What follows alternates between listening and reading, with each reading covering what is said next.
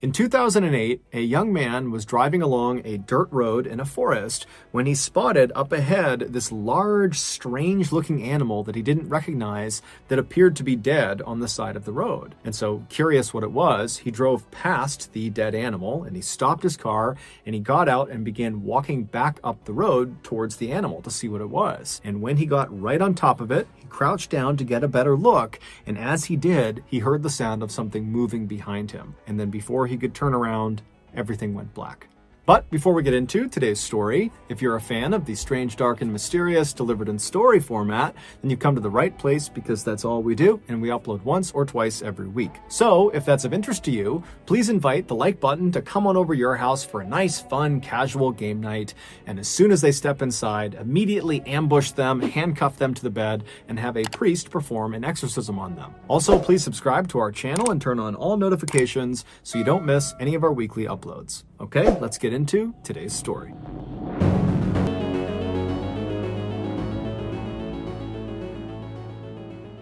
In 2008, 22-year-old Julian Buchwald was living in a small rural town in southern Australia called Budgeree. He lived there with his parents, who owned a small house on a massive 1,200-acre plot of land, which for reference is about 2 square miles. However, this land was made up mostly of thick brush and forested areas, so for the most part, they just stayed close to their actual house.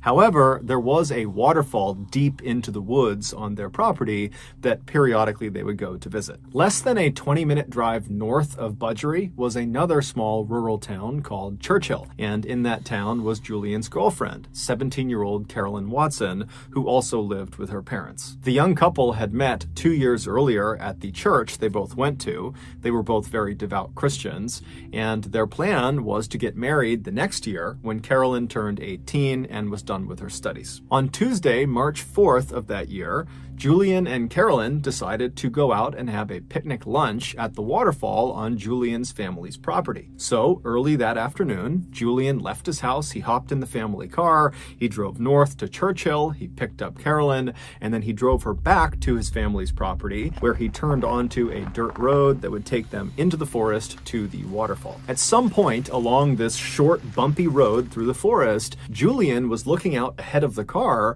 when he spotted what looked like roadkill on the side of the road.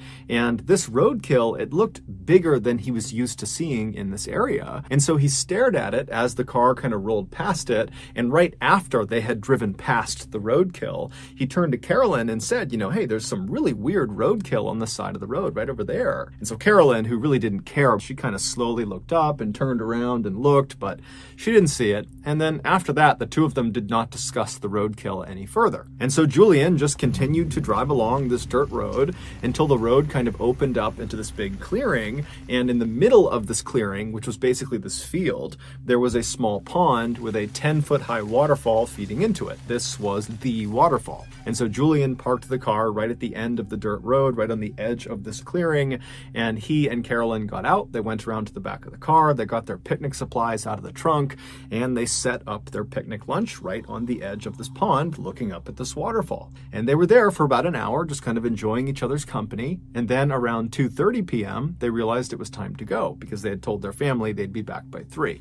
And so they packed up all of their picnic stuff. They went back to the car. They put it back in the trunk. They hopped back inside the car. Julian turned it on. He turned the car around, and they began driving back down the dirt road that had brought them in. And as soon as they began driving down this road, Julian remembered the strange roadkill he had seen on their way in. And he decided that he wanted to stop and get out and actually go up to it. And so as they're driving along, he looks over at Carolyn and says, hey, do you mind if I stop the car when I see the roadkill so I can go look at it? And Carolyn looked at him and she's like, okay, but remember, we have to be back by 3 p.m. That's what we told our families, so please be quick. And so Julian said, no problem. And so he continued driving along, scanning for this roadkill. But after driving for several minutes, he had not found the roadkill yet.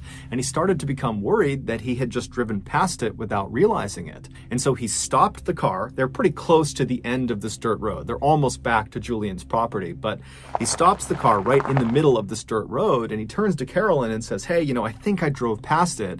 Do you mind if I just hop out and run back? And so Carolyn was totally annoyed that this roadkill viewing was really becoming quite involved But she says, okay, go. But again, you got to be quick because, it's almost 3 p.m. And so Julian kind of grinned at her. He put the car in park and he hopped out, he turned, and he began jogging back down the road in the direction of the waterfall. And after jogging for maybe 30 seconds or so, the road had turned to the right. And so from where he was on the road, if he turned around, he would not have been able to see his car or Carolyn. He was kind of deep in the thick of this forest. But he knew, this road is not very long, and so I'm sure the roadkill has got to be up here somewhere. And so he decided he would just continue running back along this road for maybe 1 or 2 more minutes, and if he didn't find the roadkill by then, he'd just have to give up, turn around, and head back to the car.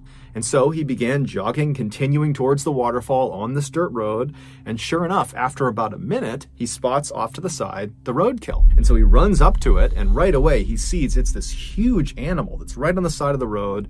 There was a branch from a tree that had kind of obscured the carcass a little bit, and he figured that's why on the return trip he hadn't seen it, because this branch was kind of blocking it from view. And so standing over it, still not even sure what it is, he reached down and he moved the branch, the tree branch, out of the way to get a better look at this big dead animal. And right as he did that, everything went black.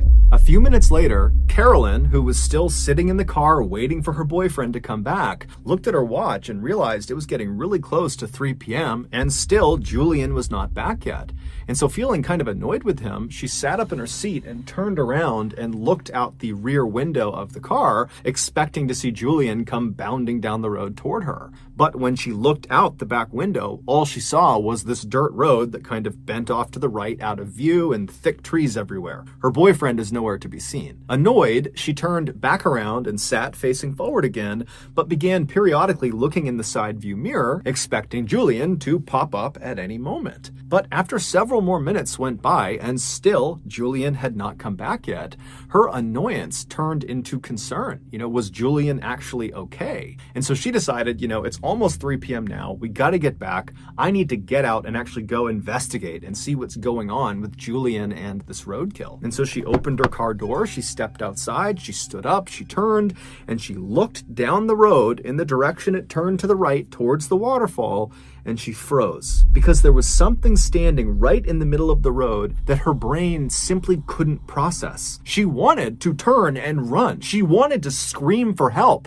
but she couldn't. She was just frozen with fear, staring at this thing in the middle of the road. And then seconds later, this thing that she saw in the road began moving toward her. Around 3:30 p.m. that day, Julian's mother, who was at the house, realized her son had still not come back from his picnic. And this was very unlike him. He was extremely punctual. And so she stepped out onto the front porch to wait for him. But after waiting on the front porch for 30 minutes and him not showing up again, she got really concerned. And so she left the porch and went down onto their driveway, and their driveway extended right up to the main road that ran along the front of the house. And when she reached the top of her driveway, she just turned and watched down the main road, waiting for her son to come back. Because in order to get to the waterfall, you had to get on this main road and then turn onto that dirt road that was a little ways down this main road. And so she's just standing there looking down the road, waiting for her son, but he's still not coming out of that dirt road. And as she's looking in this direction, she happens to glance along the chain link fence that ran along the front of her property.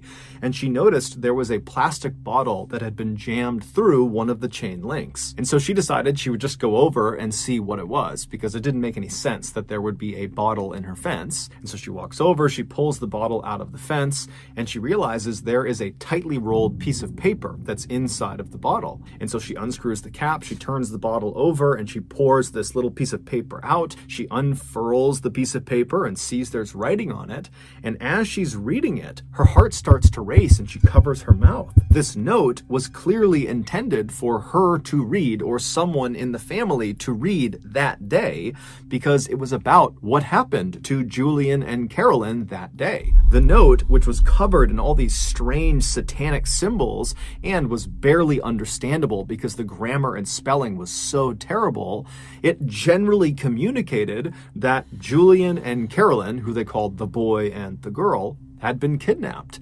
And so long as the family did not contact police, they, the boy and the girl, Julian and Carolyn, would be returned. It didn't really specify what they were going to do to them, and there was no ransom. It basically just said, you better not tell police or else. Well, Julian's mother was terrified. She had no idea what to do, and despite this threat of some sort of harm to her children, to her family, if she went to police, she still called the police. And so the police, they came out to her property, they inspected the note, and right away, they noticed at the bottom of the note, it was signed with the initials ONA. And so those initials, combined with these strange satanic symbols all over it, led police to discover who ONA was.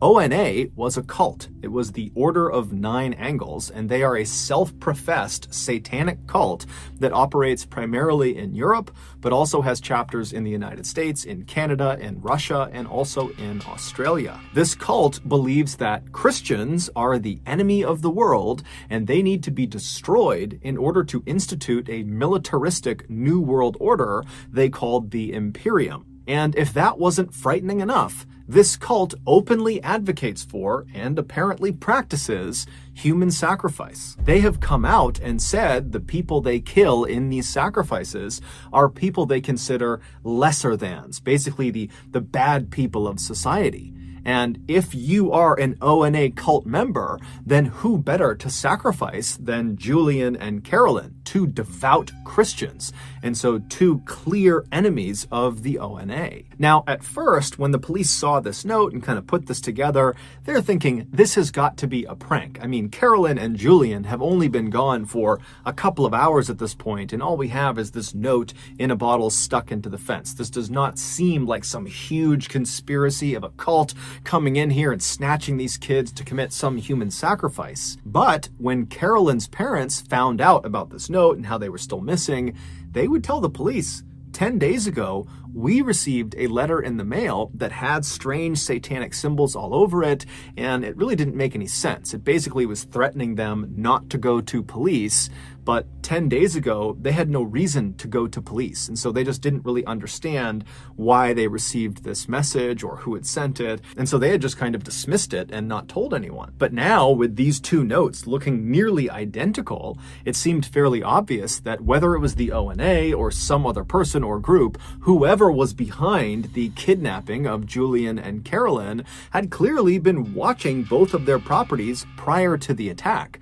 which meant this was likely a more sophisticated kidnapping than it seemed. So that evening, the police launched this huge air and land search all over Julian's family's property, but despite looking everywhere, they found no sign of the young couple. There was just nothing. And over the next few days, when still there was just no sign of Julian or Carolyn, and there was no more word coming in from ONA, there were no more bottles stuck in fences or stuck in mailboxes, the police began to prepare for the worst. Then something totally unexpected happened. On March 11th, so 7 days after Carolyn and Julian went missing, a farmer was driving along this winding back road up in the mountains right near Alpine National Park. Alpine National Park is this very rugged, mountainous place that's about 250 miles to the north of Budgery. And so as this guy is driving along this road, which is very heavily forested on either side, he sees up ahead this young man and young woman who are barely wearing any clothes,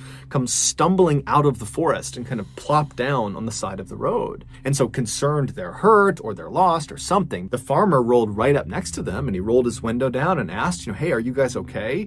And they got up and they kind of stumbled their way over to the car and they introduced themselves as Carolyn and Julian and they pleaded for his help. And so the farmer helped them into his car and he drove them to the hospital. It wasn't long before the police in Budgery learned that Carolyn and Julian had been found and they were alive. And so very quickly, they rushed up to that hospital near the national park.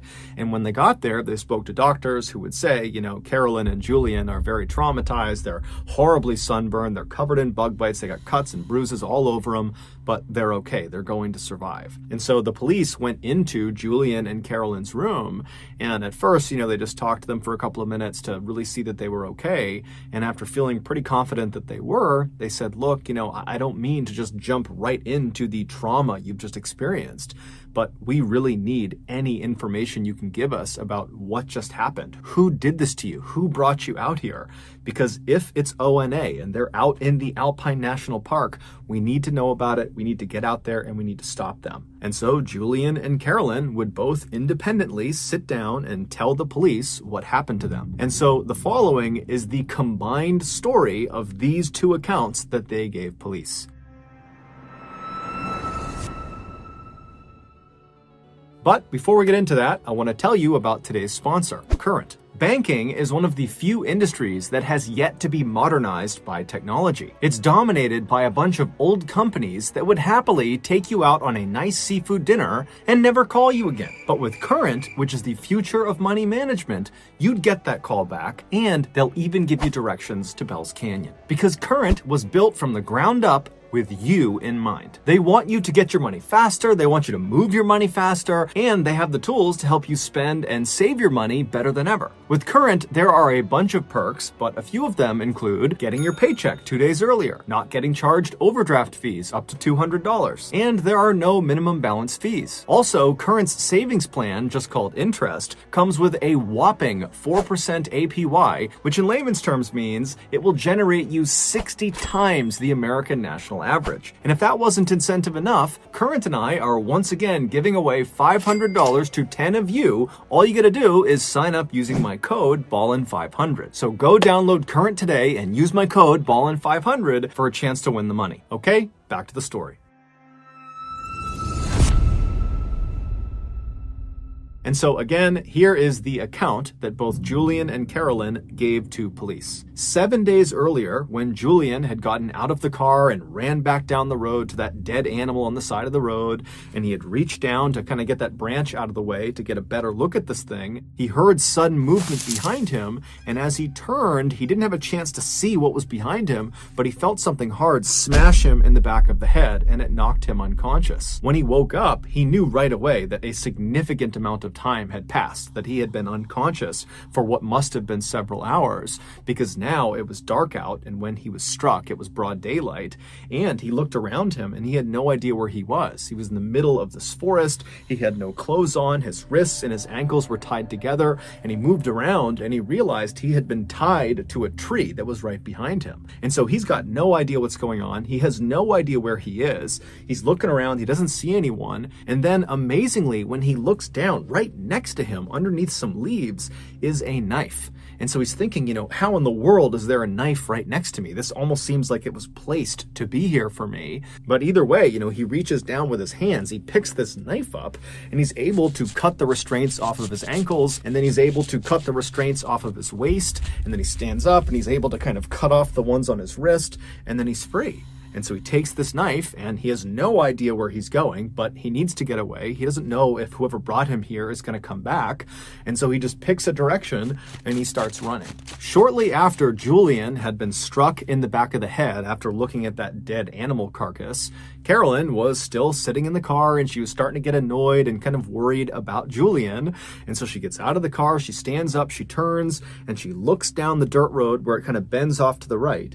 And standing in the road, maybe 10 feet away from her, is this man wearing all black. He's got a black balaclava over his face, and he's looking right at her. And so she's so scared, she just frozen to the spot. And then this guy charges her, he tackles her to the ground, and then once she's on the ground, he rips all her clothes off, and then he binds her wrists, her ankles, he ties them together, so she's hogtied, and then he puts a blindfold around her eyes. And so she's lying on the road, she can't move, she can't see anything, and she hears her attacker run off down the road. And then a couple of minutes later, she hears a car approaching and it stops right near her. And then she hears the sound of a car door opening, someone walking up to her, and then they pick her up and they put her in the trunk of this car. They shut the trunk, and then the car kicks into gear and it starts driving away. And so for hours and hours, she lay in the trunk in this horrible position where the circulation to her wrists and to her ankles were cut off. And so she's getting shooting pain in her limbs, and it's totally uncomfortable. And then after several hours, the car eventually turns on to some really bumpy road, and then it comes to a stop.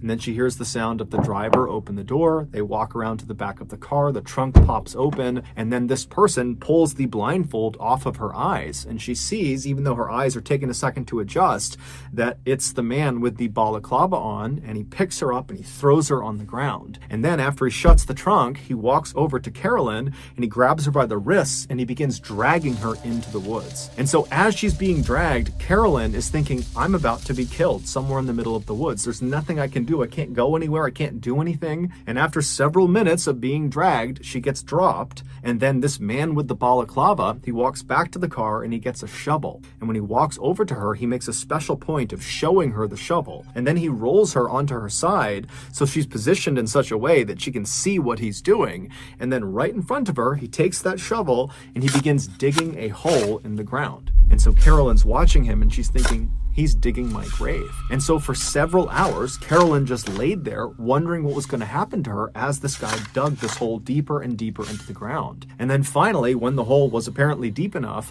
the guy got out of the hole, he dumped the shovel, he walked over to her, he picked her up, and he threw her into the hole. And so Carolyn at this point is literally anticipating death at any moment. She doesn't know how he's going to kill her, but she thinks it's going to happen any minute. And so she wriggles herself onto her knees and does the only thing she can think to do, which is just to pray. And so as she's sitting there kneeling and praying, she hears the sound of her attacker walking off. Now, the hole was deep enough that she actually could not see where he was going, but she could clearly tell he was walking away. It was almost like her prayer had been answered, that this guy was going to leave her alone. But even with this guy potentially gone, she was still in a perilous situation because she's stuck in this hole. She can't go anywhere. She's still tied up, and the temperatures are dropping rapidly, and she's got no clothes on. After Julian had managed to free himself from his restraints with that knife that he found, and after he had turned and just started running in a general direction, he had begun yelling out for help. He knew that by yelling out, he very likely could be alerting the person who had brought him here. But he's thinking, it's freezing, I don't have clothes on, I have to get help right now. And maybe Carolyn is out there. And so he's just kind of yelling out for help.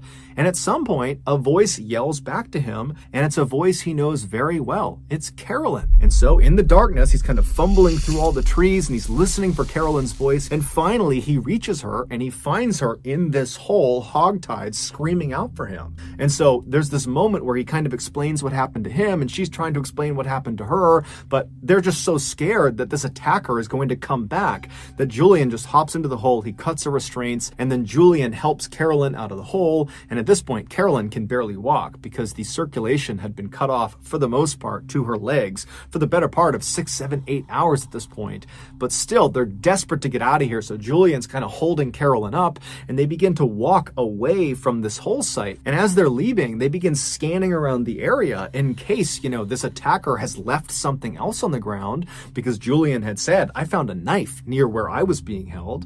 And sure enough, as they're leaving, not far from the hole, they spot lying up against a tree a sleeping bag, and rolled up inside of the sleeping bag was some food and some water. And so Julian and Carolyn, they can't understand how in the world this has happened. Both the horrible luck of being kidnapped and brought out here, and the unbelievable luck of finding life-saving supplies just laying nearby. But either way, they grab the sleeping bag, they grab the food and water, and they take off running. For the next 48 hours, the couple roasted during the daytime when the sun was out because the temperatures would climb significantly. There wasn't much shade where they were walking around, so they're getting horribly sunburned. And then at night, the temperatures would plummet and they'd be freezing cold, and they'd get inside of their one sleeping bag and they'd shiver together and do their best to ration some food and water. And they're telling themselves, to stay positive, that eventually if they just keep on moving every day, they're going to find a person, they're going to find a road, they're going to find something that will save them. But to their horror, at the end of those first 48 hours, as they're stumbling through this mountainous, treacherous terrain, they found themselves stumbling back into the same area they had tried to run away from. There was the hole in the ground where Carolyn had been thrown inside of. They had accidentally, over the past 2 days, walked in a big circle. Now, luckily, when they arrived back at this site, there was no one there. The attacker was long gone, and it would turn out this accident likely quickly saved their lives, because as they looked at this site, they saw propped up against a tree was a backpack. And so they ran over to the backpack, they opened it up, and there was food, water, some clothing, and a map of the area. Now, again, the couple is totally dumbfounded why they are just happening to find these life-saving supplies right when they need them.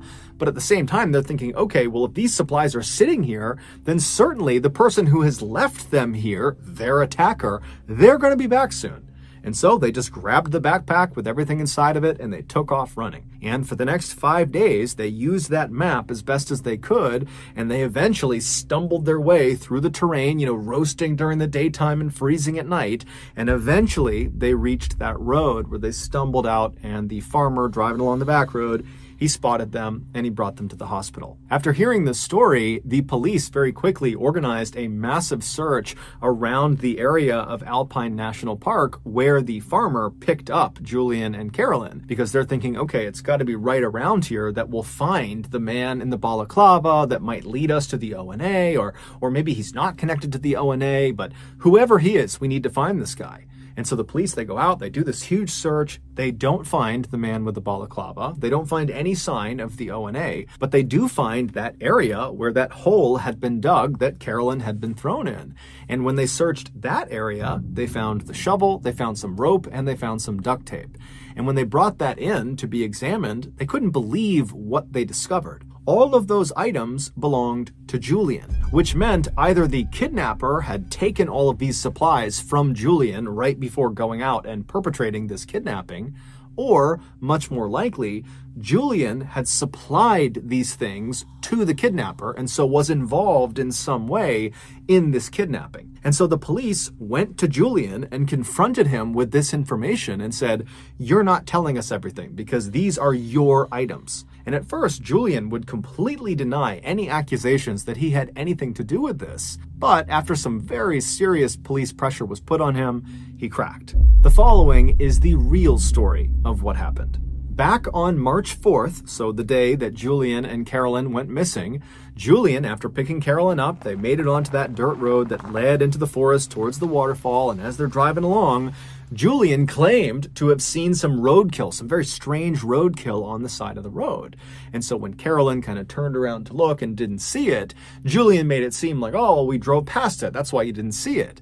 But in reality, there was never any roadkill. That was completely made up. There was no roadkill. All Julian was doing was creating something that would allow him to then get out of the car at the end of their trip.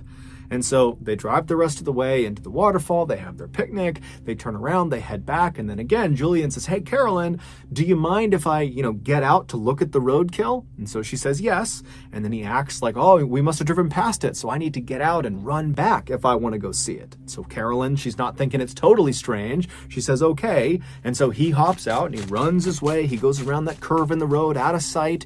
There's no roadkill. Instead, he makes his way to a tree where days earlier he had stashed his all-black outfit, his black balaclava, and his knife, his shovel, his rope, his duct tape. It was all stashed in this spot that was going to be out of view of where Carolyn was. And so after getting all dressed up, he turned and began walking back towards Carolyn and his car. And when he turned the corner, he saw Carolyn was already standing outside of the car. And so he charged her, he tackled her to the ground, he ripped her clothes off, he hog-tied her, he threw her in his car, and then he got all of his supplies, he threw those in the car too, and he began driving away. And for 6 hours, he drove north all the way up to Alpine National Park, and then when he got there, he found a road that would kind of go off the trail a ways into the forest, at which point he opened the trunk, he pulled Carolyn out, he threw her on the ground, he dragged Carolyn into the woods, and then with her blindfold off, he made sure to show her the shovel, and he began digging that hole to give her the impression that he was going to kill her and bury her. He really wanted her to be totally terrified. And then after he had dug this hole, he dumped her into the hole. And then when she couldn't see what he was doing because she's deep inside of this hole and she's all tied up, he ran away. And when he was far enough out of view, he took off all of his clothes and kind of stashed it near a tree. And then completely naked, besides his knife, which would be his alibi for how he had gotten free, he began moving back towards the site where he knew Carolyn was in this hole. And then after waiting a little bit, he began yelling out for help. and then she heard it. And so she yells back to him, "Yo, Julian, I'm over here." And so Julian goes to the sound of her voice, and then when he sees her, he pitches her this ridiculous story about how he was tied up over there, but he found this knife, and he was able to cut himself free, and look, I'll cut you free, and oh, the attacker's gonna come back soon. And so he helps her out of the hole, and oh, look, they left a sleeping bag and some food and water, let's go. And so he grabs the supplies, and they head off into the bush. Now, the whole time, over the course of these 7 days, Julian knew exactly where he was. And so when they accidentally went in a circle and arrived back at the site where the hole was and then found that backpack that had more food and more water and some more supplies, that was intentional. That was not an accident. He had left the backpack there, and so that's why they had doubled back. And then 5 days later, after scampering through the wilderness, they magically found the road. But again, Julian knew where the road was. He had intentionally stayed out for the days that they were out there. And so after Julian tells the police all this, they say to him, was Carolyn in on this? I mean, did she know this was going on? And he said no. The whole time she believed they were getting stalked by their attacker. And if they ever caught up to them, they would be killed. And so the police are like, okay, well, why did you do this? Julian would say, he and Carolyn were both very committed to their faith, and they both believed in not having sex before marriage. But over time, Julian had gotten to the point where he just couldn't wait any longer to have sex with Carolyn, and they weren't scheduled to get married for another year. And he just did not think he could wait a full year before they could finally have intercourse. And so he had staged this entire kidnapping in order to hopefully coerce Carolyn into having sex with him. And so while he and Carolyn were out on the run in Alpine National Park for those 7 days and nights, they were not wearing any clothes or barely wearing any clothes. And at night, they only had that one sleeping bag that Julian had intentionally staged in advance. He knew they would have that one sleeping bag. And so they would climb into that bag at night because it's freezing cold out. And as they're laying there right on top of each other, he would say to Carolyn, "We need to have sex in order to produce enough heat that we don't freeze to death out here." But Carolyn, despite the circumstances, every time said no. And so after 7 days of trying to convince Carolyn that they had to have sex, it was a matter of life or death, and that if they just said their vows, that under the eyes of God, they would be considered married and sex would be okay at that point, despite all of his best efforts, every single time, Carolyn just continued to say no, no, no. And so at the end of those 7 days, Julian finally just gave up. And so that's when they magically made their way out to the road and were rescued. Julian would also tell police that he was the one who wrote those notes prior to the kidnapping in hopes that they would believe the Order of the Nine Angles was behind all of this and he wouldn't get in trouble. Prior to his trial for kidnapping, Julian was out on bail and he decided he would just try to flee Australia. And so the way he did this is he dyed his skin a darker shade, and he also dyed his hair darker, and then he attempted to use a fake Indian passport to go to India. And he was able to fool Australian authorities, but when he arrived in India, he was immediately found out and he was extradited back to Australia where he would stand trial. And in 2009, he was found guilty of kidnapping along with a host of other obscure charges, and he was sentenced to 7 years and 9 months in prison. So that's going to do it. If you got something out of today's episode and you haven't done this already, please invite the like button to come on over your house for a nice, fun, casual game night. And as soon as they step inside, immediately ambush them, handcuff them to the bed, and have a priest perform an exorcism on them. Also, please subscribe to our channel and turn on all notifications so you don't miss any of our weekly 1 or 2 video uploads. We now have a podcast called the Mr. Ballin Podcast, where we put out brand new, never before heard stories on Monday mornings. These are podcast exclusives. You can only get them on the podcast. On Thursday mornings, we do re-uploads of old YouTube videos. So again, it's just called the Mr. Ballin Podcast, and you can find it on Spotify, Apple Podcasts, Amazon, Google. Basically, anywhere you find your podcasts, you can find it there. If you want to get in touch with me, please follow me on any major social media platform and then send me a direct message. My username on every platform is just @MrBallin, and I really do read the majority of my DMs. We have 2 additional YouTube channels. One is called Mr. Ballin Shorts, where we put out random short videos and lost episodes. And the other channel is called Mr. Ballin en Español, and it's a Spanish language channel. We also have a Facebook page just called @Mr. Ballin that puts out near daily content. And we have a Snapchat channel just called Mr. Ballin that puts out content every Sunday. We have some really cool merchandise, so head over to shopmrballin.com to have a look. And if you have a story suggestion, please submit it to our subreddit just called Mr. Ballin. It's linked in the description below. So whether I see you on Instagram, Twitter, TikTok, Reddit, YouTube, Facebook, other YouTube channels, the podcast, wherever, just know that I really appreciate your support. And until next time, that's going to do it. See ya.